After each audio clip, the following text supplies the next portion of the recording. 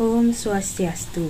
Yang terhormat Ibu Lu Gede Kusuma Dewi, SE MSI sebagai dosen pembimbing 1, yang saya hormati Bapak Dr. I Putu Gede Diatmike, SE AK MSI selaku dosen pembimbing pendamping, dan yang saya hormati Ibu Dr. Nyoman Trisna Herawati, SE AK MPD selaku dosen pembimbing penelaah. Pada kesempatan ini, saya akan mempresentasikan skripsi yang berjudul Pengaruh Pemahaman Investasi, Modal Awal, Ekspektasi Return terhadap Minat Investasi Mata Uang Kripto pada mahasiswa Undiksa. Sebelum itu, izinkan saya memperkenalkan diri terlebih dahulu. Perkenalkan, nama saya Nilu Putu Widi Suryapuja Eka Putri, Prodi S1 Akuntansi dengan NIM 1817051205. Adapun pokok pembahasan pada presentasi kali ini yaitu yang pertama bab 1 pendahuluan, bab 2 kajian teori, bab 3 metode penelitian, bab 4 hasil penelitian dan pembahasan, dan yang terakhir yaitu bab 5 penutup. Baik, pada bagian yang pertama yaitu bab 1 latar belakang. Dewasa ini, investasi merupakan sebuah kegiatan yang banyak diminati oleh berbagai kalangan masyarakat. Kondisi ini terbukti dari munculnya berbagai macam instrumen investasi yang dapat diakses oleh berbagai kalangan untuk memulai investasi. Salah satunya adalah kalangan generasi muda. Secara konsep, investasi adalah kegiatan mengalokasikan atau menanamkan sumber daya saat ini dengan harapan mendapatkan manfaat di kemudian hari. Investasi bermanfaat bagi pribadi maupun keluarga untuk memenuhi kebutuhan dan keinginannya di masa mendatang. Digitalisasi telah membawa berbagai perubahan besar pada aspek-aspek kehidupan manusia. Salah satunya adalah memberikan berbagai inovasi dalam dunia digital dari konvensional menjadi lebih modern. Dengan perkembangan zaman, ditambah teknologi informasi yang semakin maju, maka untuk memulai berinvestasi lebih dimudahkan dari sebelumnya. Kini sudah banyak aplikasi-aplikasi yang dapat membantu para investor pemula untuk melakukan investasi. Selain itu, modal awal yang digunakan untuk membeli instrumen investasi juga lebih sedikit daripada sebelumnya. Perkembangan dunia digital berdampak terhadap berkembangnya mata uang digital seperti cryptocurrency yang sedang populer belakangan ini. Cryptocurrency berasal dari dua kata yakni kriptografi yang berarti kode rahasia dan currency yang artinya mata uang. Dengan kata lain, uang kripto adalah mata uang virtual yang dilindungi oleh kode rahasia. Sistem cryptocurrency melakukan transaksi tanpa melalui pihak ketiga yang dipercaya seperti layaknya bank. Menghapus pihak ketiga membuat sistem ini harus memverifikasi atas validitas transaksi keuangan secara berbeda dengan menggunakan kriptografi. Berbeda dengan kurs lainnya, sehingga biaya transaksinya lebih murah. Transaksi mata uang kripto ini tanpa syarat dan tidak memiliki batasan transfer. Selain itu, uang kripto ini disimpan dalam dompet digital atau electronic banking. Dari hasil pengamatan sementara yang telah dilakukan peneliti, terdapat beberapa permasalahan yang ditemukan, yaitu masih kurangnya pemahaman mahasiswa terhadap investasi. Banyak mahasiswa terkesan ikut-ikutan melakukan investasi dari ajakan teman-temannya tanpa tahu kegiatan yang sedang dilakukan. Kegiatan ikut-ikutan ini akan mengakibatkan beberapa masalah seperti mudahnya penipuan, praktik-praktik investasi yang tidak rasional atau judi, serta resiko kerugian. Masih banyak pemikiran lain yang menganggap investasi merupakan kegiatan yang tidak mudah dan membutuhkan modal tinggi. Permasalahan lain yang dilihat adalah banyaknya mahasiswa masih berpikir untuk memulai investasi menggunakan modal yang besar dan rumit. Hal ini yang sering digunakan mahasiswa untuk enggan berinvestasi. Padahal, mahasiswa sebagai agen perubahan di berbagai lini kehidupan masyarakat memiliki posisi strategis sebagai pionir dalam kemajuan ilmu pengetahuan. termasuk dalam mensosialisasikan dan menginformasikan mengenai investasi. Tujuan utama dalam melakukan investasi tentunya adalah mendapatkan return dari investasi tersebut. Ekspektasi return dari berinvestasi saham tidak terbatas, akan tetapi lebih sulit diprediksi. Terkadang di atas ekspektasi, namun bisa juga jauh di bawah ekspektasi, bahkan dapat mengalami kerugian. Dalam berinvestasi, investor sangat berpengaruh terhadap pertimbangan besarnya ekspektasi return yang akan diterima dari investasi serta persepsi risiko yang berbanding lurus dengan ekspektasi return investasi, yaitu semakin besar ekspektasi return yang akan didapatkan, maka semakin besar pula risiko yang harus ditanggung oleh investor. Mata uang kripto di lapangan mengakibatkan beberapa permasalahan, yaitu terjadinya pro dan kontra, karena masih banyak negara yang belum mengakui mata uang kripto. Indonesia sebagai salah satu negara dengan jumlah pengguna internet tertinggi keempat dunia dan memiliki penetrasi internet sebesar 73,7% dari total populasi atau jumlah 2002,6 juta pengguna. Oleh karena itu, Indonesia memiliki peluang yang besar dalam menjadi salah satu negara pengadopsi mata uang kripto di dunia. Menurut Kementerian Perdagangan, transaksi aset kripto di Indonesia mengalami lonjakan luar biasa. Per Juli 2021, jumlah pelanggan kripto sudah mencapai 7,4 juta orang, tumbuh hampir 2 kali lipat dari tahun lalu yang jumlah pelanggannya masih mencapai 4 juta orang. Beberapa jenis aset kripto yang banyak diminati di Indonesia antara lain Bitcoin, Ethereum, dan Cardano. Investasi kripto atau aset kripto saat ini memang sedang booming-boomingnya. Investasi aset digital ini bahkan sudah banyak dikenal oleh kalangan investor pemula di Indonesia, yang sebagian besar investornya merupakan kalangan milenial dan rentang usia dari 18 hingga 28 tahun. Kenaikan harga aset kripto yang begitu signifikan kerap menjadi daya tarik tersendiri bagi para investor, terlebih di kalangan milenial yang semakin antusias untuk mendapatkan keuntungan pasif dengan waktu yang relatif lebih cepat. Karakteristik yang dimiliki oleh milenial sebagai investor yaitu pertama, generasi milenial tidak mempercayai lembaga investasi tradisional dan lebih banyak beralih ke investasi digital. Kemampuan generasi milenial dalam memahami teknologi digital juga menjadi salah satu alasan besarnya peluang mereka untuk melakukan transaksi mata uang kripto. Kedua, yaitu kaum milenial cenderung mudah tertarik akan kehidupan yang glamor. Hal ini dipengaruhi oleh kecenderungan perilaku konsumtif yang dimiliki. Karakteristik yang terakhir yaitu kaum milenial berani untuk mengambil risiko yang besar untuk membuat keputusan investasi yang lebih berkelanjutan. Seperti yang telah dijelaskan sebelumnya, bahwa kaum milenial menyukai investasi yang memiliki return yang besar, maka tidak dapat dipungkiri juga bahwa risiko yang akan diterima juga tinggi. Namun kenyataannya, akibat dari kasus yang dilakukan oleh Indra Kents, yaitu Indra Kents melakukan penipuan investasi trading binary option lewat aplikasi Binomo. Aplikasi ini merupakan aplikasi judi online yang berkedok aplikasi trading. Indra Kents mengajak korban untuk melakukan trading di aplikasi ini dengan membuat beberapa video YouTube yang dapat menarik minat masyarakat. Dengan adanya kasus tersebut, banyak masyarakat yang enggan untuk melakukan investasi. Masyarakat takut instrumen investasi yang digunakan tersebut merupakan investasi yang bodong dan mengakibatkan uang yang diinvestasikannya hilang. Kasus dari Indra Kents tersebut terjadi akibat masih minimnya pemahaman masyarakat mengenai investasi kripto.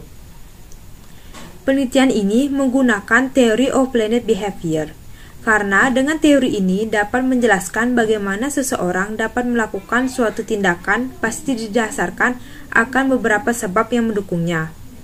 Sama halnya dengan fenomena yang terjadi, beberapa mahasiswa berminat untuk berinvestasi pasti akan didasarkan beberapa alasan yang mendukungnya untuk melakukan hal tersebut. Adapun beberapa faktor yang mempengaruhi minat berinvestasi mahasiswa yaitu pemahaman investasi, modal awal yang akan digunakan serta ekspektasi return. Minat investasi akan meningkat apabila mahasiswa mengetahui atau memahami investasi lebih lanjut.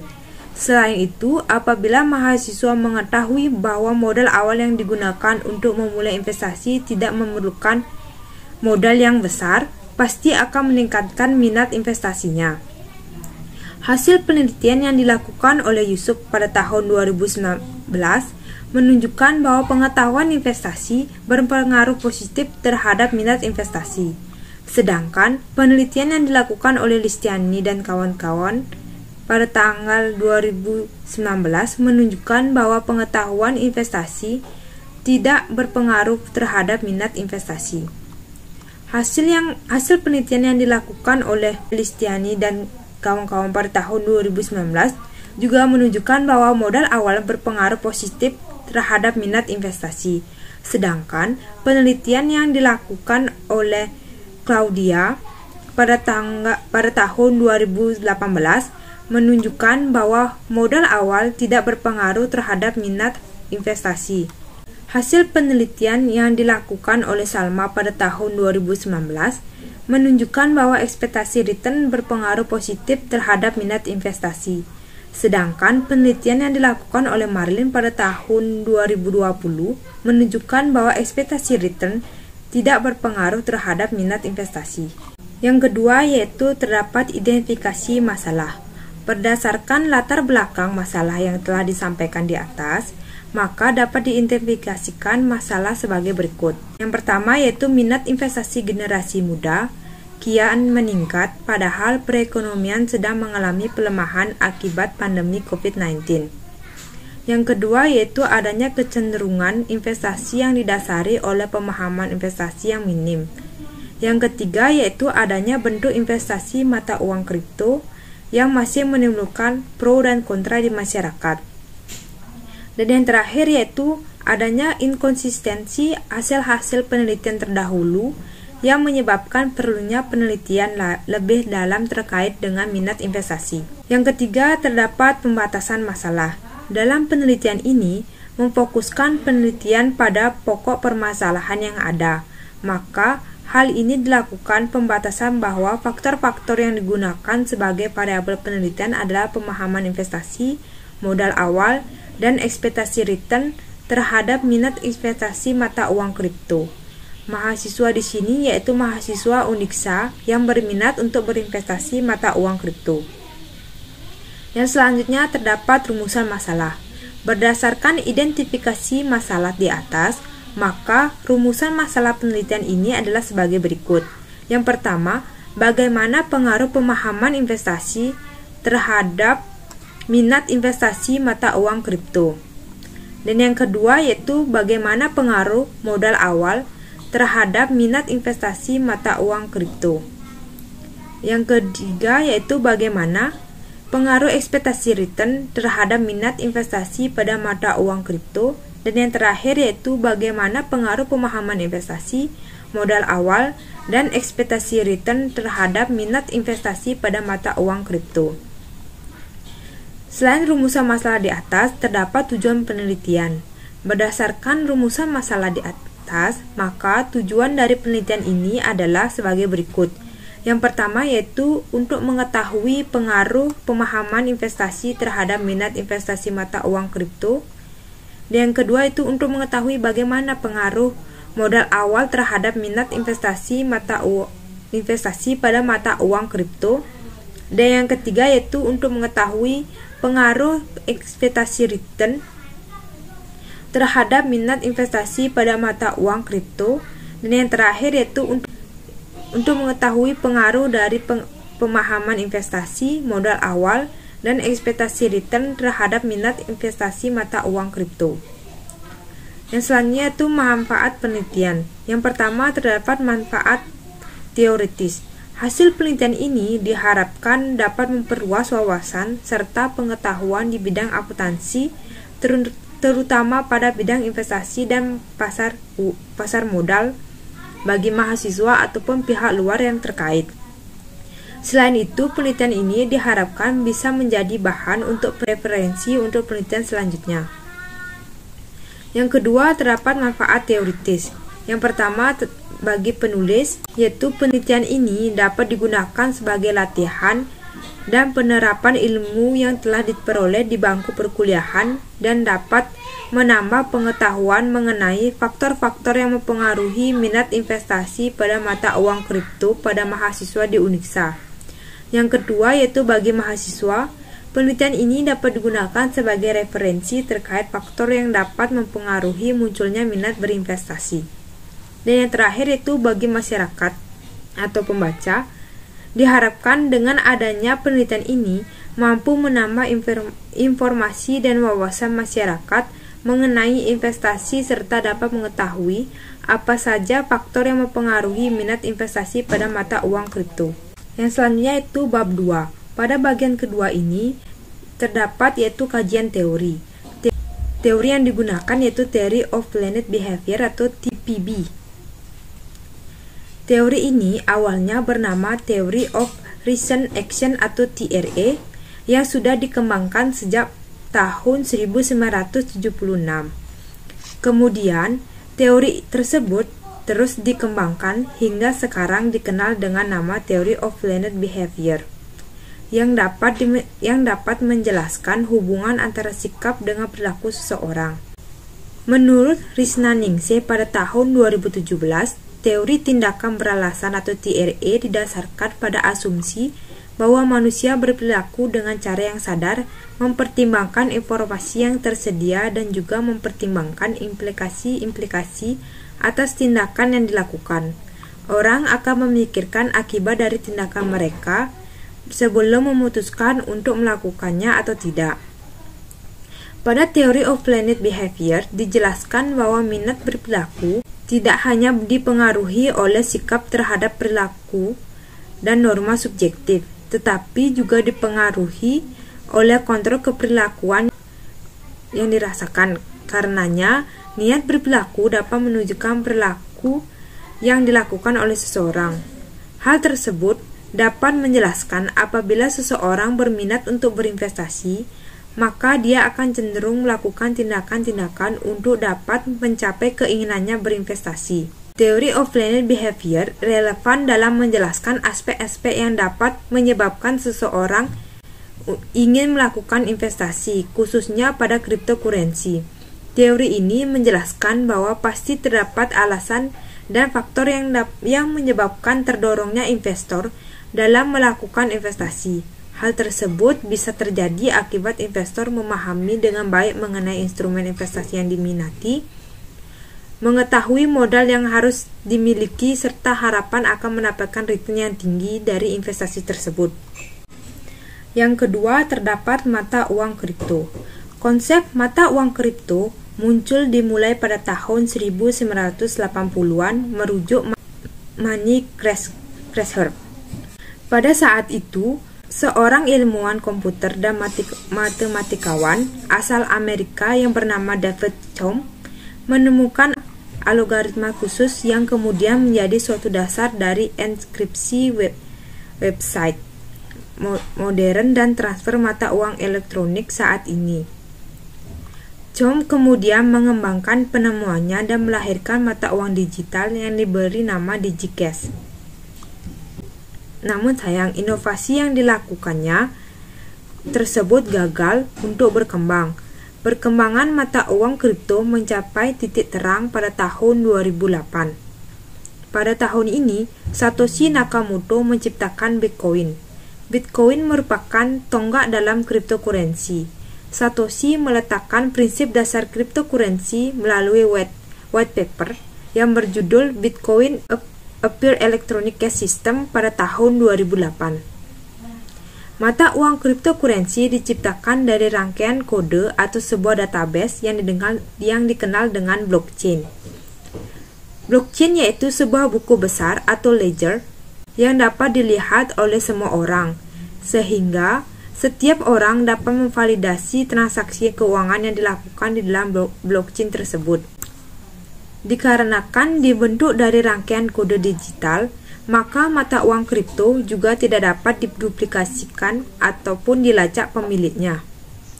Pada tahun 2010, perkembangan mata uang cryptocurrency mulai meningkat. Banyak jenis cryptocurrency lain yang bermunculan selain Bitcoin. Sejak tahun itu, harga mata uang kripto mulai meningkat cukup signifikan. Hal ini menyebabkan banyaknya masyarakat yang tertarik untuk mencari mata uang kripto yang beredar dalam jumlah terbatas. Cryptocurrency yang marak belakangan ini belum diakui sebagai alat pembayaran yang sah oleh negara. Indonesia dengan tegas belum mengakui pembayaran dengan menggunakan cryptocurrency. Hal ini dikarenakan Undang-Undang Nomor 7 pada tahun 2011 mengenai mata uang dan Undang-Undang Nomor 23 tahun 1999 tentang Bank Indonesia yang mengatur bahwa pembayaran yang diakui atau sah oleh negara yaitu hanya rupiah. Namun di sisi lain, Kementerian Perdagangan melalui Badan Pengawas Perdagangan Berjangka Komoditi pada nomor 7 tahun 2020 mengenai penetapan daftar aset kripto yang dapat diperdagangkan di pasar fisik aset kripto. Karena peraturan ini, cryptocurrency yang kita kenal saat ini diakui sebagai aset kripto yang dapat diperdagangkan di pasar fisik aset kripto, bukan sebagai mata uang fiat di wilayah Republik Indonesia. Namun, jika digunakan sebagai instrumen investasi, menurut Menteri Keuangan Sri Mulyani, pemerintah tidak melarang penggunaan cryptocurrency berinvestasi di dalamnya, dikarenakan berinvestasi dimanapun merupakan pilihan dari setiap personal dengan memikirkan risiko yang muncul nantinya. Bagian ketiga yaitu pemahaman investasi. Minat seseorang dapat tumbuh akibat diberikannya kesempatan bagi orang tersebut untuk belajar mengenai hal yang diinginkan. Sejalan dengan hal teori of learned behavior, pemahaman akan investasi tersebut akan menyebabkan suatu perubahan tingkah laku sebagai hasil dari pengalaman individu dalam melakukan interaksi dengan lingkungannya yang menyangkut kognitif, afektif, serta psikomotorik. Pemahaman mengenai investasi cryptocurrency merupakan hal yang sangat diperlukan oleh seseorang untuk melakukan investasi kripto. Apalagi mengenai dasar-dasar investasi seperti jenis investasi cryptocurrency, keuntungan yang akan didapatkan, serta risiko yang mungkin akan diperoleh ketika melakukan investasi pada mata uang cryptocurrency. Selain hal tersebut, pentingnya pengalaman untuk menganalisa investasi cryptocurrency yang mana saja akan dibeli dan menganalisa investasi cryptocurrency yang mana saja yang akan dibeli juga diperlukan. Pengetahuan tersebut diperlukan agar dapat terhindar dari terjadinya kerugian pada saat berinvestasi. Teknologi serta informasi yang sudah maju ini akan mendorong perkembangan pula pada bidang investasi. Investasi merupakan suatu kegiatan di mana seseorang investor menaruh harta yang berupa uang maupun bentuk lainnya yang bernilai pada suatu lembaga atau pihak tertentu dengan harapan akan adanya keuntungan yang akan didapatkan setelah jangka waktu tertentu. Investasi yang sedang digemari banyak investor belakangan ini adalah investasi cryptocurrency. Menurut Samsiah pada tahun 2017, cryptocurrency adalah sistem mata uang virtual yang berfungsi seperti mata uang standar yang memungkinkan penggunanya untuk melakukan pembayaran secara virtual atas transaksi bisnis yang terjadi tanpa biaya jasa, namun tetap memiliki otoritas kepercayaan yang terpusat. Fungsi dari cryptocurrency adalah yang pertama dapat digunakan sebagai alat untuk membeli barang maupun jasa.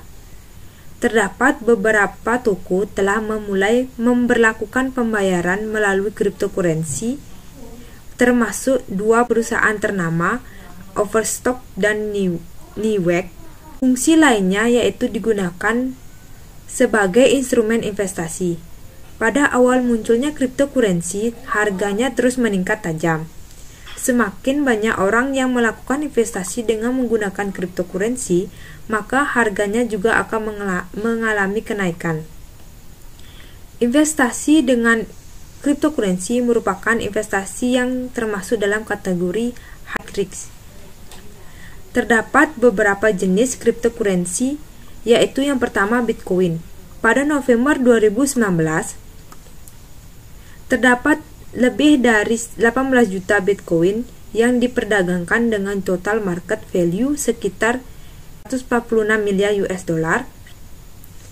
Kedua, terdapat Ethereum. Pada jenis cryptocurrency ini merupakan mata uang digital dengan konsep smart contract yang memungkinkan developer untuk merilis aplikasi pada smartphone. Jenis cryptocurrency yang ketiga yaitu Litecoin. Jenis ini telah mengaktifkan segregate witness yang diklaim dapat membuat transaksi koin menjadi lebih cepat dan memberikan biaya yang rendah. Sistem transaksi pada cryptocurrency berbeda dengan sistem yang digunakan bank. Apabila menyimpan uang di bank, maka akun serta password yang didapatkan dikelola oleh pihak bank, sehingga saat akun hilang maupun dilupakan, maka pihak bank dapat dihubungi untuk mengurusnya. Namun, saat melakukan investasi pada mata uang cryptocurrency, investor akan mendapat satu alamat wallet dan password yang hanya investor sendiri mengetahuinya. Apabila password terlupakan, maka cryptocurrency yang dimiliki tidak akan bisa digunakan kembali. Untuk melakukan investasi kripto ini membutuhkan exchange untuk dapat membeli jenis cryptocurrency. Setiap jenis cryptocurrency memiliki harga yang berbeda tergantung dengan banyaknya peminat. Terdapat beberapa exchange yang sering digunakan untuk membeli jenis cryptocurrency, yaitu yang pertama terdapat toko kripto, yang kedua terdapat Indodax, yang ketiga terdapat Pintu, dan yang terakhir yaitu Luno. Cryptocurrency pada awalnya dibuat dengan tujuan yaitu untuk mempermudah penggunanya dalam bertransaksi. Dengan menggunakan cryptocurrency lebih mempercepat waktu transaksi serta biaya yang dibutuhkan apabila proses transaksi ke luar negeri, terutama dalam bentuk remittances. Bagian keempat yaitu modal awal. Hal yang sering dipikirkan dalam berinvestasi adalah modal yang digunakan untuk berinvestasi. Pemikiran ini sering dipertimbangkan oleh investor dalam memulai investasi. Seberapa besar modal yang akan dikeluarkannya untuk memulai investasi. Harga untuk mata uang cryptocurrency masih berada pada tingkatan 37.465 US dollar atau sekitar 524 juta per 29 Januari 2020. Angka tersebut tentu saja sangatlah tinggi melihat persentase lonjakannya. Banyak masyarakat berpikir bahwa untuk memulai dunia cryptocurrency harus memiliki modal yang cukup besar. Namun sebenarnya cryptocurrency dapat dibeli dalam jumlah yang sedikit. Nilai untuk satu satoshi sebesar pecahan desimal dengan 8 angka di belakang koma terdapat satu keping. Hal ini berarti bahwa satu satoshi sama dengan 0,000000001. Apabila dirupiahkan, maka satu satoshi sekitar 4.534 rupiah. Untuk melakukan investasi cryptocurrency, investor perlu mendownload exchange dipercaya untuk berinvestasi. Setelah itu, para investor akan melakukan deposit rupiah ke rekening yang sudah ditentukan. Biasanya, setoran minimum exchange berada pada kisaran 30.000 hingga 50.000 dengan menggunakan exchange Indodax. Untuk mencoba investasi cryptocurrency dapat dimulai dari modal awal sebesar Rp10.000. Sedangkan pada toko kripto, Jumlah minimal depositnya yaitu sebesar Rp50.000 dan pada exchange rekeningku minimal depositnya adalah sebesar Rp100.000. Setiap exchange menawarkan modal awal yang beragam. Kebanyakan modal awal yang dikeluarkan berada di bawah Rp100.000 sehingga sangat terjangkau bagi para investor pemula yang baru terjun pada investasi cryptocurrency. Melakukan deposit dapat dilakukan melalui transfer lewat bank ataupun bisa melalui e-wallet, bisa melalui OVO, Dana, atau juga bisa melalui link aja. Bagian kelima yaitu ekspektasi return. Dalam melakukan kegiatan investasi, banyak aspek yang perlu diperhatikan. Hal ini dikarenakan dalam berinvestasi, investor ingin mendapatkan hasil dan atau return yang maksimal dengan tingkat risiko yang dapat diterima. Pengertian ekspektasi return menurut Hartono pada tahun 2010 menyatakan bahwa ekspektasi return merupakan hasil yang diperoleh dari penanaman modal dalam sebuah investasi. Ekspektasi return yang dikatakan dalam hal ini tidak dapat dipisahkan antara return dan tingkat risikonya, di mana semakin tinggi return yang didapatkan, maka semakin tinggi pula risiko yang dihadapi. Pengembalian return dibedakan menjadi dua, yaitu pengembalian yang terjadi atau actual return yang dapat dihitung berdasarkan historis, serta pengambilan yang diharapkan atau expected return yang akan diperoleh investor di masa mendatang.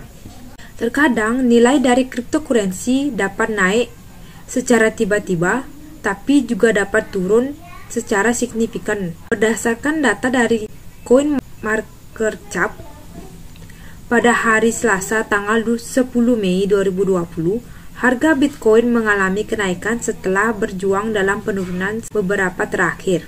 Pada kisaran $30.000, sekitar 436,2 juta rupiah. Pada saat penurunan harga cryptocurrency ini, banyak sekali investor yang bingung apa yang harus dilakukannya. Apabila mata uang kripto mengalami penurunan seperti itu, maka hal yang perlu dilakukan adalah lebih memfokuskan pada aset kripto sebagai investasi jangka panjang. Tapi tidak memungkinkan bagi para investor mengambil keuntungan dalam jangka waktu pendek. Selain itu, investor diharuskan fokus terhadap pendekatan jangka panjang dalam berinvestasi mata uang kripto dan mengasumsikan setiap aset yang dibeli. Dengan return yang lumayan tinggi, proses pencairannya juga merupakan hal yang sering ditanyakan dalam investasi. Prinsip dalam mencarikan aset kripto menjadi uang tunai sama dalam investasi emas. Aset kripto diperjualkan sesuai dengan nilai dalam satuan mata uang yang berlaku di pasaran. Bagian yang terakhir adalah minat investasi. Menurut Hartono pada tahun 2017, mendefinisikan minat sebagai suatu kecenderungan untuk memberikan perhatian kepada orang dan bertindak terhadap orang, aktivitas atau situasi yang menjadi objek dari minat tersebut, disertai dengan perasaan senang. Seseorang yang memiliki minat terhadap sesuatu akan cenderung untuk memberikan suatu perhatian yang lebih besar terhadap hal tersebut. Hal ini selaras dengan pendapat yang dikatakan oleh Wardani dan Supiati pada tahun 2020 yang mengatakan bahwa minat berinvestasi adalah keinginan untuk mencari tahu tentang jenis suatu investasi dimulai dari keuntungan, kelemahan, kinerja investasi, dan lain sebagainya. Salma pada tahun 2019 menunjukkan suatu penanaman modal akan ditunjukkan melalui ekspektasi return yang akan didapatkan di kemudian hari. Kenaikan jumlah peminat investasi mata uang cryptocurrency dipengaruhi oleh beberapa sebab, yaitu keuntungan yang tinggi terutama pada jenis investasi cryptocurrency yang cukup populer di kalangan masyarakat, seperti Bitcoin dan Ethereum. Selain itu, cryptocurrency telah berlaku secara global dan tanpa adanya batasan negara sehingga memudahkan untuk melakukan transaksi antar negara. Transaksi dengan menggunakan cryptocurrency dapat dilakukan dengan sangat cepat dan mudah. Hal ini dikarenakan semua sistem dalam cryptocurrency dapat diakses melalui internet dan tidak membutuhkan adanya perantara dalam transaksinya. Selanjutnya, terdapat kajian penelitian terdahulu. Yang pertama, terdapat penelitian yang dilakukan oleh Ferry Mulyanto pada tahun 2015. Hasil dari penelitian ini adalah belum adanya standarisasi protokol sistem pembayaran di Indonesia, membuat pihak ketiga, yaitu bank dan non-bank, membuat infrastruktur pembayarannya masing-masing. Yang kedua, terdapat penelitian yang dilakukan oleh Luputu Eka Devianti dan kawan-kawan pada tahun 2017. Hasil penelitiannya yaitu variabel norma subjektif berpengaruh signifikan dan positif terhadap minat mahasiswa dalam berinvestasi di pasar modal. Persepsi return dan literasi keuangan berpengaruh positif terhadap minat mahasiswa dalam berinvestasi di pasar modal. Yang ketiga yaitu Amalia Sundari pada tahun 2019. Hasil penelitiannya, modal minimal berpengaruh negatif terhadap minat mahasiswa untuk berinvestasi di pasar modal. Sedangkan pemahaman investasi berpengaruh positif terhadap minat mahasiswa untuk berinvestasi di pasar modal. Penelitian yang selanjutnya yaitu Nur Aini dan kawan-kawan pada tahun 2019. Hasil penelitiannya yaitu pengetahuan dan pemahaman, modal minimum, return, risiko, dan motivasi secara simultan berpengaruh terhadap tingginya minat yang dimiliki untuk berinvestasi di pasar modal. Namun, pengetahuan dan pemahaman, modal minimum, return, dan motivasi tidak berpengaruh secara parsial terhadap tingginya minat investasi di pasar modal. Yang kelima yaitu penelitian yang dilakukan oleh Iqbal Ahmad dan kawan-kawan pada tahun 2019. Hasil penelitiannya yaitu pengetahuan berpengaruh terhadap motivasi investasi mahasiswa pendidikan ekonomi (FEUNP), di mana semakin tinggi pengetahuan terhadap investasi maka akan meningkat motivasi berinvestasi. Pengetahuan berpengaruh langsung dan tidak langsung terhadap minat investasi mahasiswa. Penelitian yang keenam yaitu penelitian yang dilakukan oleh Purboyo dan kawan-kawan pada tahun 2019. Hasil penelitiannya yaitu variabel aktif galeri melalui pelatihan pasar modal berpengaruh signifikan terhadap minat investasi saham. Variabel pelatihan pasar modal berpengaruh signifikan terhadap minat investasi saham. Variabel modal awal dan variabel persepsi return juga berpengaruh signifikan terhadap minat investasi. Sedangkan persepsi risiko tidak berpengaruh signifikan terhadap minat investasi. Penelitian yang ketujuh yaitu penelitian yang dilakukan oleh Ahmad Darmawan dan kawan-kawan pada tahun 2019. Hasil penelitiannya yaitu pengetahuan investasi, motivasi investasi, dan literasi keuangan secara simultan berpengaruh signifikan terhadap minat investasi mahasiswa. Namun, pengetahuan investasi secara parsial tidak berpengaruh terhadap minat investasi. Untuk variabel selain pengetahuan mengalami pengaruh yang positif terhadap minat investasi. Penelitian yang ke-8 yaitu penelitian yang dilakukan oleh Rosa Yuliati dan kawan-kawan pada tahun 2020.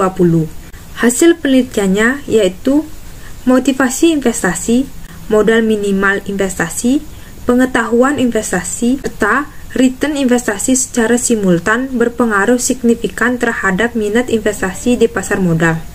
Selain itu, motivasi investasi dan return investasi berpengaruh positif dan signifikan terhadap minat investasi. Sedangkan modal minimal dan pengetahuan investasi tidak berpengaruh positif terhadap minat investasi. Penelitian yang ke-9 yaitu penelitian yang dilakukan oleh Ezra Putrana Setiawan pada tahun 2020. Hasil dari penelitian ini adalah bahwa berbagai mata uang kripto memiliki berbagai tingkat keuntungan maupun risiko. Selain itu, return aset menunjukkan volatility clustering sehingga besarnya risiko tidaklah konstan. Selanjutnya, penelitian yang ke-10 yaitu Izati Fareva dan kawan-kawan pada tahun 2021. Hasil dari penelitian ini yaitu ekspektasi return dan persepsi risiko secara bersamaan maupun secara parsial berpengaruh positif dan signifikan terhadap minat dari investasi. Dan yang terakhir yaitu penelitian yang dilakukan oleh Larissa Yarovaya dan kawan-kawan pada tahun 2021. Hasil dari penelitian ini adalah masa pandemi mengakibatkan meningkatnya volatilitas di pasar cryptocurrency. Selain itu, bahwa masa pandemi tidak secara signifikan memperkuat peluasan di pasar cryptocurrency. Adapun kerangka berpikir yaitu seperti pada gambar, X1, X2, dan X3 masing-masing berpengaruh secara parsial terhadap Y. Dan X1, X2, dan X3 bersama berpengaruh secara simultan terhadap Y. Hipotesis merupakan jawaban sementara terhadap rumusan masalah yang telah dinyatakan dalam bentuk kalimat pernyataan. Hipotesis pada skripsi ini adalah H1, terdapat pengaruh positif antara pemahaman investasi terhadap minat investasi pada mata uang kripto. H2, yaitu terdapat pengaruh positif antara modal awal terhadap minat investasi pada mata uang kripto.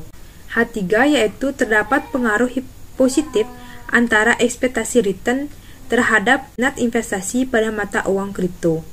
Yang terakhir yaitu hipotesis yang keempat, terdapat pengaruh positif antara pemahaman investasi, modal awal, dan ekspektasi return terhadap minat investasi pada mata uang kripto.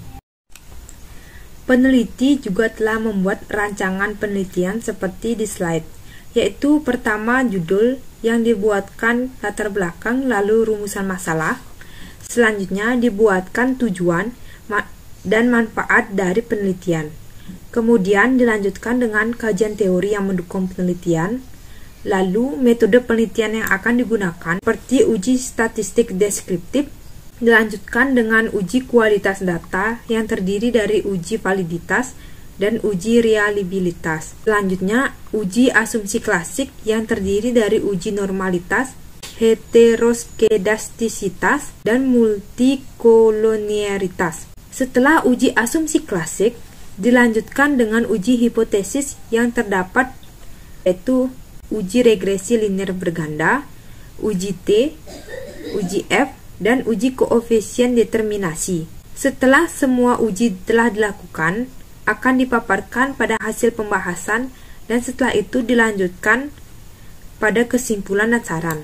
Bagian selanjutnya yaitu definisi operasional variabel. Pemahaman investasi atau X1, indikatornya yaitu yang pertama memahami instrumen investasi, yang kedua memahami return investasi, dan yang terakhir yaitu memahami risiko investasi. Yang selanjutnya modal awal atau X2, indikatornya yaitu estimasi dana untuk berinvestasi, persepsi mahasiswa terhadap nominal yang berlaku saat ini, dan ekspektasi return atau X3, indikatornya adalah yang pertama melakukan pertimbangan investasi berdasarkan ekspektasi return, yang kedua itu memahami timbal balik yang akan dialami dalam berinvestasi, yang ketiga yaitu berharap mendapatkan return yang tinggi dengan investasi yang besar, dan yang terakhir yaitu tertarik berinvestasi karena adanya harapan mendapat return yang tinggi. Yang selanjutnya itu minat investasi atau variabel Y.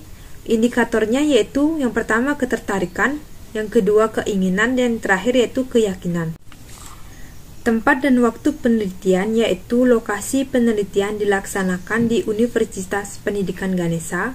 Pemilihan lokasi ini didasarkan masalah yang ingin diteliti yaitu mengenai pengaruh pemahaman investasi, modal awal, dan ekspektasi return terhadap minat investasi pada mata uang kripto pada mahasiswa. Penelitian ini dilakukan dari April sampai dengan Juli 2020. Populasi adalah wilayah generalisasi yang terdiri atas objek atau subjek yang mempunyai kualitas dan karakteristik tertentu yang ditetapkan oleh peneliti untuk dipelajari dan kemudian ditarik kesimpulannya. Populasi dalam penelitian ini adalah seluruh mahasiswa Undiksa yang berjumlah sebesar 11.788 orang mahasiswa. Menurut Sugiono, pada tahun 2019, sampel adalah bagian dari jumlah dan karakteristik yang dimiliki oleh populasi tersebut. Metode pengambilan sampel dalam penelitian ini menggunakan metode sampling, yaitu purpose sampling adalah penentuan sampel berdasarkan kriteria tertentu. Kriteria yang digunakan dalam penelitian ini yaitu yang pertama, mahasiswa UNIKSA yang masih aktif. Yang kedua, mahasiswa UNIKSA yang pernah melakukan investasi. Dan yang terakhir yaitu mahasiswa UNIKSA yang berminat untuk berinvestasi mata uang kripto. Metode penelitian yang dilakukan pada skripsi ini yaitu metode pengumpulan data yang digunakan. Yang pertama yaitu analisis statistik deskriptif. Yang kedua, uji kualitas data yang terdiri dari uji validitas dan reliabilitas. Yang ketiga yaitu uji asumsi klasik yang terdiri dari uji normalitas, heterokedastisitas, dan multikolonialitas. Yang keempat yaitu uji hipotesis yang terdiri dari uji koefisien determinasi. Yang selanjutnya itu uji simultan atau uji F. Yang terakhir uji parsial atau uji T. Selanjutnya, pada bab 4, hasil dan pembahasan pada deskriptif data terdiri dari data responden dan hasil uji analisis statistik deskriptif. Deskripsi umum responden. Populasi dalam penelitian ini adalah seluruh mahasiswa UNIKSA. Sedangkan sampel dalam penelitian ini adalah mahasiswa UNIKSA yang masih aktif dalam perkuliahan dan berminat untuk melakukan investasi kripto. Universitas Pendidikan Ganesha merupakan perguruan tinggi yang menyelenggarakan pendidikan akademik dan dapat menyelenggarakan pendidikan vokasi dalam berbagai rumpun ilmu pengetahuan dan teknologi. Data penelitian dikumpulkan melalui penyebaran kuesioner secara online dengan menggunakan Google Form yang telah disebarkan dengan menggunakan fitur personal chat. Sebanyak jumlah sampel dalam penelitian ini yaitu 99 orang. Jangka waktu yang diberikan untuk pengisian kuesioner adalah 14 hari mulai dari tanggal 21 Juni sampai dengan 4 Juli 2020. Rentang waktu yang diberikan oleh peneliti bertujuan untuk responden dapat memahami setiap butir pernyataan sehingga dapat memberikan jawaban yang sesuai. Selain itu, pemberian rentang waktu yang cukup lama dimaksudkan untuk mendapatkan jumlah sampel sesuai dengan jumlah yang telah ditetapkan sebelumnya. Berdasarkan jumlah populasi yaitu sebesar 12.788 mahasiswa, terdapat 110 mahasiswa yang memenuhi kriteria dalam penelitian ini. Pada deskripsi umum responden dibagi menjadi 6 yaitu yang pertama, karakteristik responden berdasarkan semester. Berdasarkan data yang didapatkan, bahwa responden semester 2 sebanyak 16 orang dengan persentase yaitu 16,2%, responden semester 4 sebanyak 23 orang dengan persentase yaitu 23,2%, responden semester 6 sebanyak 22 orang dengan persentase yaitu 22,2%, dan responden semester 8 sebanyak 38 orang mahasiswa dengan persentase yaitu 38,4%. Hal ini menunjukkan responden semester 8 yang paling mendominasi jawaban dari kuesioner. Yang kedua yaitu karakteristik responden berdasarkan fakultas. Berdasarkan data yang telah diterima, didapatkan bahwa responden dari Fakultas Bahasa dan Seni sebanyak 9 orang dengan persentase yaitu 9,1%. Responden dari Fakultas Ekonomi sebanyak 35 orang dengan persentase yaitu 35,4%. Responden dari Fakultas Hukum dan Ilmu Sosial sebanyak 7 orang dengan persentase yaitu 7,1%. Dan responden dari Fakultas Ilmu Pendidikan sebanyak 10 orang dengan persentase yaitu 10,1%. Responden dari Fakultas Kedokteran sebanyak 9 orang dengan persentase yaitu 9,1%. Responden dari Fakultas Matematika dan Ilmu Pengetahuan Alam sebanyak 4 orang dengan persentase yaitu sebanyak 13 orang dengan persentase sebesar 13,1%. Responden dari Fakultas Olahraga dan Kesehatan sebanyak 4 orang dengan persentase yaitu 4%. dan responden dari Fakultas Teknik dan Kejuruan sebanyak 12 orang dengan persentase 12,1%. Hal ini menunjukkan bahwa responden Fakultas Ekonomi yang paling mendominasi. Yang ketiga yaitu karakteristik responden berdasarkan jurusan atau program studi. Berdasarkan data yang didapat, bahwa responden dari jurusan atau program studi akuakultur, analisis kimia, manajemen informatika, pendidikan bahasa Bali, pendidikan bahasa dan sastra Indonesia, pendidikan bahasa Jepang, pendidikan biologi, pendidikan fisika, pendidikan geografi, pendidikan IPA S1, sarjana S1, pendidikan kepelatihan olahraga, pendidikan sejarah dan pendidikan seni rupa sebanyak 1 orang dengan persentase 1,0%. Responden dari jurusan atau program studi biologi S1, pendidikan ekonomi, pendidikan teknik informatika, dan teknik elektronika sebanyak 2 orang dengan persentase 2,0%. Responden dari jurusan ilmu komputer, kedokteran, pendidikan jasmani, kesehatan dan rekreasi, pendidikan matematika dan sistem informasi sebanyak 3 orang dengan persentase 3,0%. Responden dari jurusan atau program studi kimia sebanyak 4 orang. Responden dari jurusan ilmu hukum dan pendidikan bahasa Inggris sebanyak 5 orang dengan persentase 5,1%. Responden dari jurusan kebidanan D3 sebanyak 6 orang dengan persentase 6,1%. Responden dari jurusan pendidikan guru sekolah dasar sebanyak 10 orang dengan persentase 10,1%. Responden dari jurusan manajemen sebanyak 13 orang dengan persentase 13,1%. Dan responden dari jurusan S1 akuntansi sebanyak 20 orang dengan persentase 20,2%. Hal ini menunjukkan bahwa responden jurusan S1 akuntansi yang paling mendominasi. Yang keempat yaitu karakteristik responden berdasarkan jenis kelamin. Berdasarkan data yang telah didapatkan, bahwa responden dengan jenis kelamin laki-laki sebanyak 49 orang dan responden dengan jenis kelamin perempuan sebanyak 50 orang. Hal ini menunjukkan responden didominasi oleh responden dengan jenis kelamin perempuan. Dan yang kelima yaitu karakteristik responden berdasarkan pernah berinvestasi.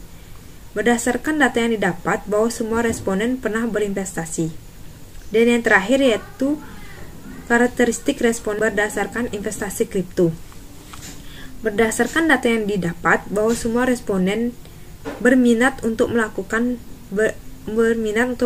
investasi pada mata uang kripto. Selanjutnya, hasil uji analisis statistik deskriptif. Analisis statistik deskriptif adalah statistik yang digunakan untuk menganalisis data dengan cara mendeskripsikan atau menggambarkan data yang telah terkumpul sebagaimana adanya tanpa bermaksud membuat kesimpulan yang berlaku untuk umum dan generalisasi.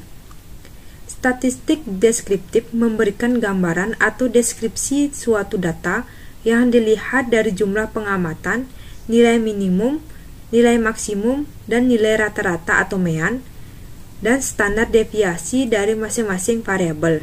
Berdasarkan hasil analisis statistik deskriptif, data yang ditunjukkan pada tabel didapatkan hasil bahwa sampel yang berjumlah 99 sampel dengan penjabaran sebagai berikut. Yang pertama, variabel pemahaman investasi atau X1 memiliki nilai minimal sebesar 22, nilai maksimal sebesar 45, dan rata-rata sebesar 35,82 dengan standar deviasi sebesar 6,055. Hal ini menunjukkan bahwa terjadi perbedaan nilai pemahaman investasi terhadap nilai rata-rata sebesar 6,055, skor maksimum dengan pemahaman investasi sebesar 45 dengan jumlah pertanyaan 9 diperoleh dengan rata-rata sebesar 5. Hal ini menunjukkan bahwa jawaban responden adalah sebagian besar setuju dan sangat setuju. Yang kedua yaitu variabel modal awal atau X2 memiliki nilai minimal sebesar 8, nilai maksimal sebesar 15, dan nilai rata-rata sebesar 21,54. dengan standar deviasi sebesar 2,467. Hal ini menunjukkan bahwa terjadi perbedaan nilai modal awal terhadap nilai rata-rata sebesar 2,467, skor maksimum 15, dengan jumlah pertanyaan 3 diperoleh rata-rata sebesar 5. Hal ini menunjukkan bahwa jawaban responden sebagian besar yaitu setuju dan sangat setuju. Yang ketiga yaitu variabel ekspektasi return atau X3. Memiliki nilai minimal sebesar 25, nilai maksimal sebesar 50, dan rata-rata sebesar 38,51 dengan standar deviasi sebesar 5,980. Hal ini menunjukkan bahwa skor maksimum pada variabel ekspektasi return sebesar 50 dengan jumlah pertanyaan yaitu sebanyak 10 pertanyaan diperoleh rata-rata sebesar 5. Hal ini menunjukkan bahwa jawaban responden sebagian besar adalah setuju dan sangat setuju. Dan yang terakhir yaitu variabel minat investasi atau variabel Y. Mata uang kripto memiliki nilai minimal sebesar 20, nilai maksimalnya sebesar 40 dan rata-rata sebesar 32,82 dengan standar deviasi sebesar 5,882. Hal ini menunjukkan bahwa terjadi perbedaan antara nilai minat investasi terhadap nilai rata-rata sebesar 5,882 dan skor maksimum pada minat investasi sebesar 40 dengan jumlah pertanyaan sebesar 8, maka diperoleh rata-rata sebesar 5. Hal ini menunjukkan bahwa jawaban responden sebagian besar adalah setuju dan sangat setuju. Yang selanjutnya itu uji kualitas data, yang dibagi menjadi 3 bagian yaitu uji validitas data, uji reliabilitas, dan deskripsi jawaban responden. Yang pertama terdapat uji validitas data.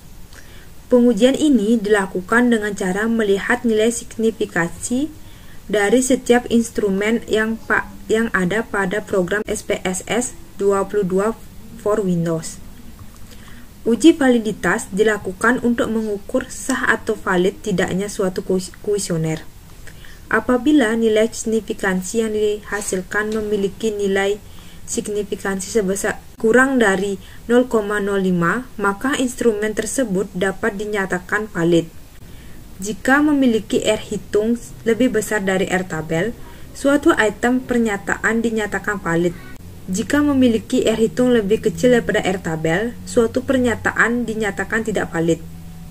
Nilai R hitung dapat dilihat pada correlation skor total dari setiap butir pertanyaan. Tabel berikut ini menyajikan hasil uji validitas dari keempat variabel. Hasil uji validitas menunjukkan bahwa semua pernyataan yang berhubungan dengan variabel minat investasi, variabel pemahaman investasi, modal awal, dan ekspektasi return dapat dinyatakan valid karena memiliki pernyataan nilai signifikansi lebih kecil dari 0,05 dan nilai R hitung lebih besar dari nilai R tabel yaitu sebesar 0,349. Yang selanjutnya itu uji reliabilitas. Uji reliabilitas merupakan ukuran suatu kestabilan dan konsistensi si responden dalam menjawab hal yang berkaitan dengan pernyataan yang merupakan dimensi suatu variabel dan disusun dalam suatu bentuk kuesioner. Pengujian ini dapat dilakukan dengan menggunakan teknik Cronbach-Alpha. Sujawarni pada tahun 2016 menyatakan suatu konstruk atau variabel dikatakan reliable jika memberikan Cronbach-Alpha lebih besar sama dengan 0,60. Variabel yang bersangkutan dikatakan reliable.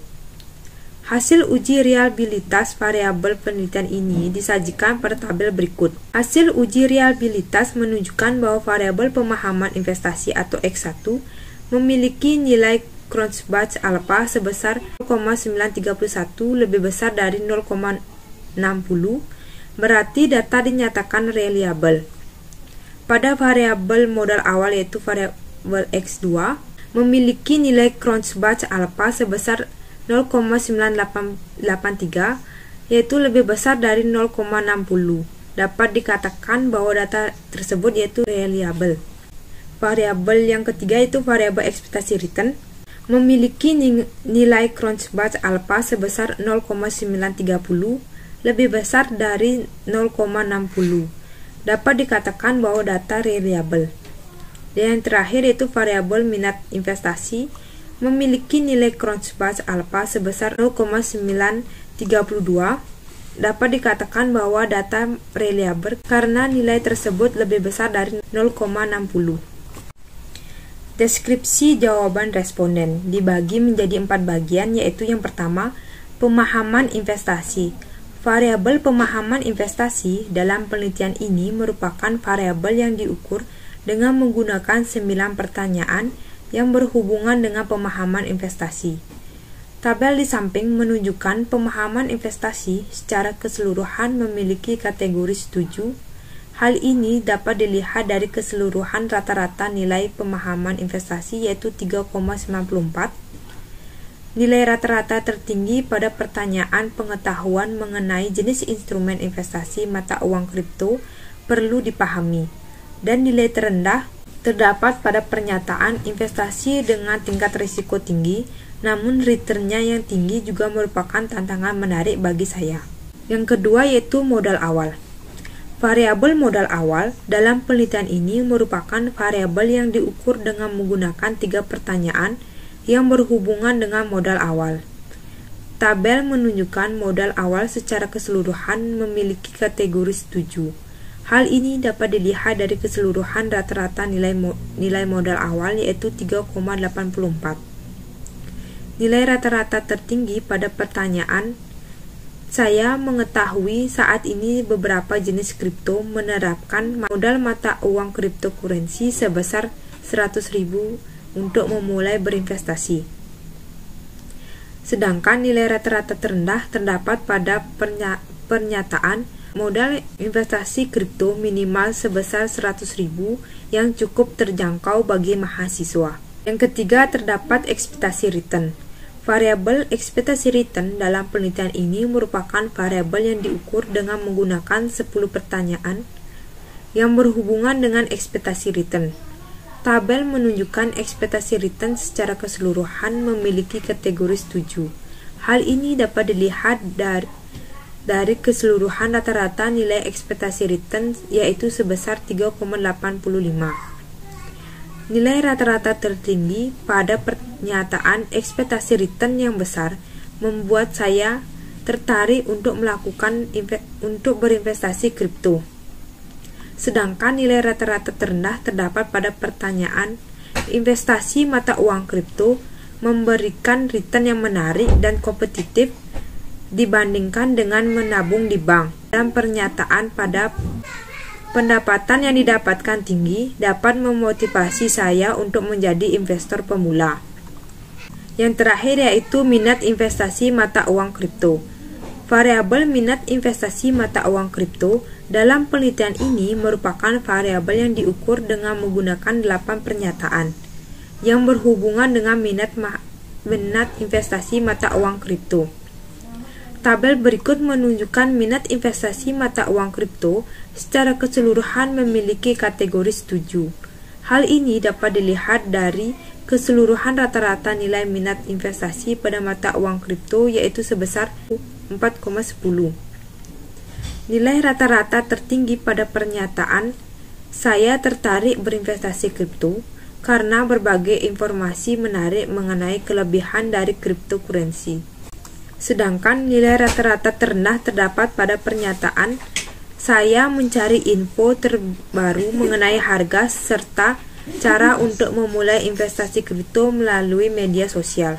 Selanjutnya, uji asumsi klasik. Uji asumsi klasik digunakan untuk menguji apakah model yang dibutuhkan valid serta menunjukkan hubungan yang signifikan dan representatif. Uji asumsi klasik yang terdiri dari uji normalitas, multikolinearitas, dan heterokedasitas. Yang pertama itu hasil uji normalitas. Menurut Ghazali pada tahun 2016, Uji normalitas yaitu pengujian untuk mengetahui apakah dalam model regresi variabel terikat dan variabel bebas terdistribusi normal atau tidak.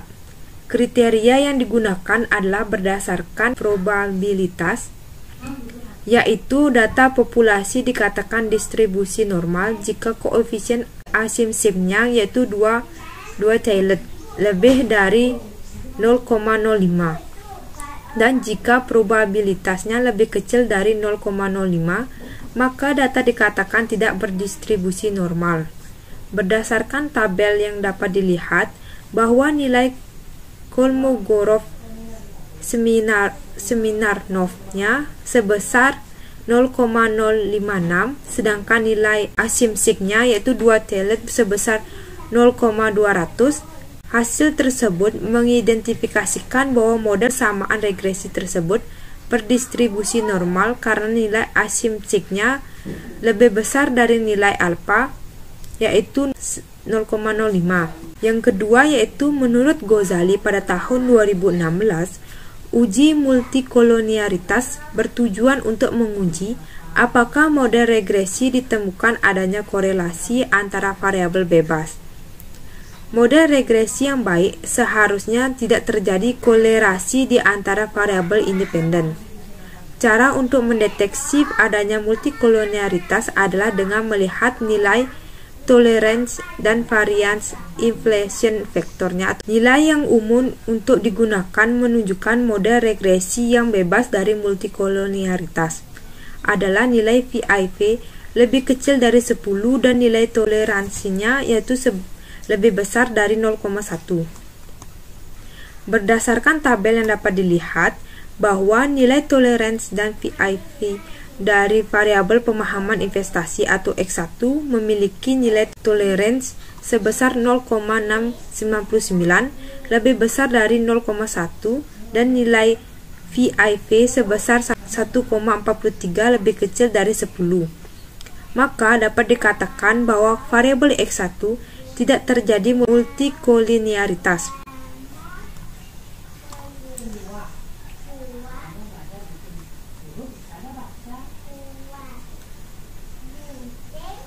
Variabel modal awal atau X2 memiliki nilai toleransi sebesar 0,757 lebih besar dari 0,1 dan nilai VIV sebesar 1,322 lebih kecil dari 10, maka dikatakan variabel X2 tidak terjadi multikolonialitas. Variabel yang terakhir yaitu variabel ekspektasi return atau X3 memiliki nilai toleransi sebesar 0,8835 lebih besar dari 0,1 dan nilai VIV sebesar 1,1097 lebih kecil dari 10, maka dapat dikatakan bahwa variabel X3 disimpulkan setiap variabel tidak terjadi multikolonialitas. Yang ketiga terdapat uji heterokedasitas, yaitu menurut Ghazali pada tahun 2016, uji heterokedasitas bertujuan untuk menguji apakah dalam model regresi menjadi ketidaksamaan varians dari residual satu pengamatan ke pengamatan lainnya. Pengujian ini dilakukan dengan uji Glasser, yakni dengan cara meregresi nilai absolut residual dari model yang estimasi terhadap variabel independen. Apabila tingkat signifikasi lebih kecil dari 0,05, maka dikatakan terdapat heterokedasitas. Sedangkan di saat tingkat signifikansi lebih besar dari 0,05, maka dikatakan data terbebas dari heterokedasitas. Berdasarkan nilai signifikansi dari variabel pemahaman investasi yaitu X1 sebesar 0,251 lebih besar dari 0,05, berarti dinyatakan bahwa tidak terjadi heterokedasitas. Variabel yang kedua yaitu modal awal memiliki tingkat signifikansi sebesar 0,946 lebih besar dari 0,05, berarti tidak terjadi heterokedasitas. Variabel yang ketiga yaitu ekspektasi return memiliki tingkat signifikansi sebesar 0,240 lebih besar dari 0,05, berarti dapat dikatakan bahwa tidak terjadi heterokedasisitas. Jadi, dapat disimpulkan bahwa model regresi ini setiap variabelnya terbebas dari heterokedasisitas. Uji hipotesis dibagi menjadi 3 bagian yaitu uji koefisien determinasi, uji T, dan uji F. Yang pertama, hasil uji koefisien determinasi. Uji koefisien determinasi dilakukan dalam penelitian ini jika variabel independen lebih dari 1. Selain itu, untuk mengetahui ukuran kesesuaian persamaan regresi, yaitu variasi dari variabel independen yang dapat menjelaskan variabel dependen. Uji ini dilakukan untuk mengukur seberapa besar kemampuan variabel bebas untuk menerangkan variabel terikat. Apabila nilai adjusted R2 sama dengan 1, berarti fluktuasi variabel dependen seluruhnya dapat dijelaskan oleh variabel independen. Jika nilai adjusted R2 semakin mendekati 1, berarti semakin kuat kemampuan variabel independen dapat menjelaskan fluktuasi variabel dependen. Sedangkan jika nilai adjusted R2 semakin mendekati 0, berarti semakin lemah kemampuan variabel independen dapat dijelaskan fluktuasi variabel dependen.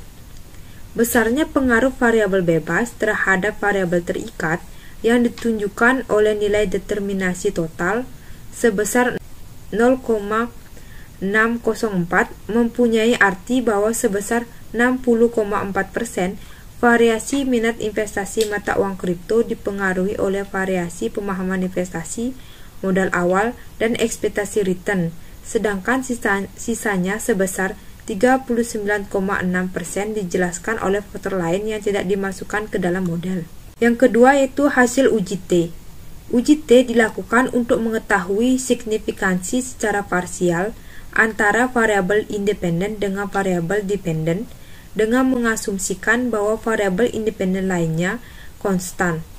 Dalam uji ini dengan menggunakan alfa sebesar 5% atau 0,05 dengan ketentuan dasar penerimaan atau penolakan hipotesis dapat dilihat dengan membandingkan nilai T hitung dan dengan T tabel. Apabila T hitung lebih besar dari T tabel, maka H0 ditolak dan HA diterima. H1.